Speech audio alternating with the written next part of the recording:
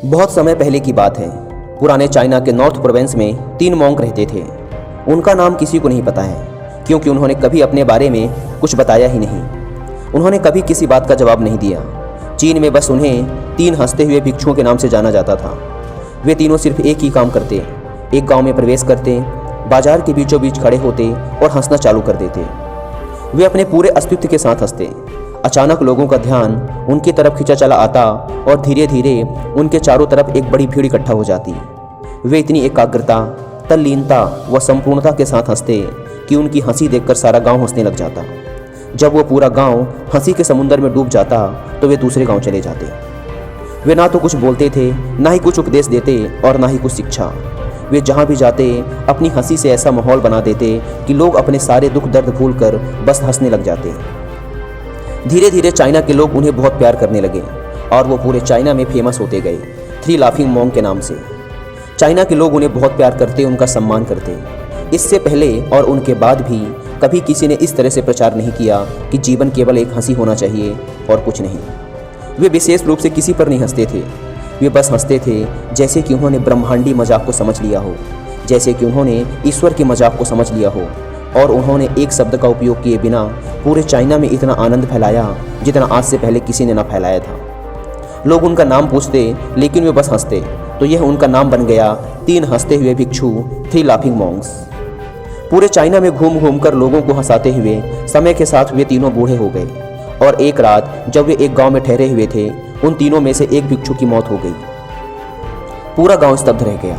पूरा गांव बहुत ज़्यादा उम्मीद कर रहा था, क्योंकि उन्हें लगता था कि जब उनमें से एक की मृत्यु हो गई होगी तो बाकी जो 2 जरूर रोएंगे। यह देखने लायक होगा, क्योंकि किसी ने भी कभी इन लोगों को रोते हुए नहीं देखा था।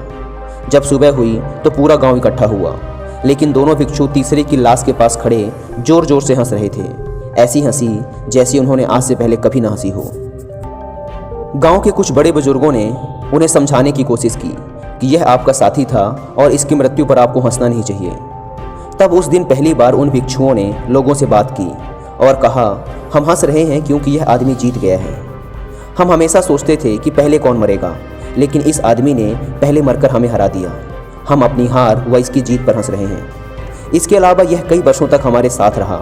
हम एक साथ हंसे, हमने एक दूसरे की मौजूदगी, उपस्थिति का आनंद लिया। उसे अंतिम विदा देने का इससे बेहतर तरीका और क्या हो सकता है। हम केवल हंस सकते हैं। लेकिन पूरा गांव उदास था।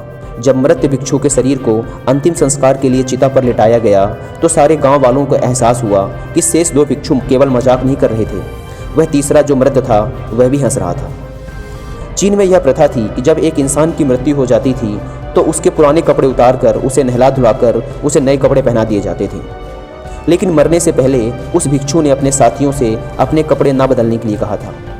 तीसरे भिक्षु ने कहा था, मुझे स्नान मत करवाना, क्योंकि मैं कभी अशुद्ध हुआ ही नहीं।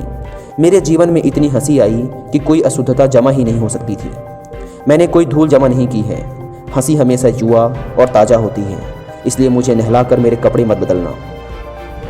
जब उस तीसरे भिक्षु के शरीर पे आग लगाई गई तो गांव वालों को पता चला कि उस भिक्षु ने मरने से पहले अपने कपड़ों में कुछ पुराने चीनी पटाखों को छिपा रखा था, जो आग लगने के बाद फटकर आसमान में रंग बिरंगे कलरों में फैल गए। और यह देखकर एक बार पूरा गांव जोर जोर से हंसने लगा। तो इस तरह से वह तीसरा मॉन्क मरने के बाद भी सारे गांव वालों को हंसा गया। और यह देखकर शेष दोनों भिक्षुओं ने कहा, चालाक आदमी, तुम मर चुके हो, लेकिन तुमने हमें एक बार फिर हरा दिया। तुम्हारे द्वारा गांव वालों के चेहरों पर पैदा की गई यह हंसी आखिरी हंसी थी।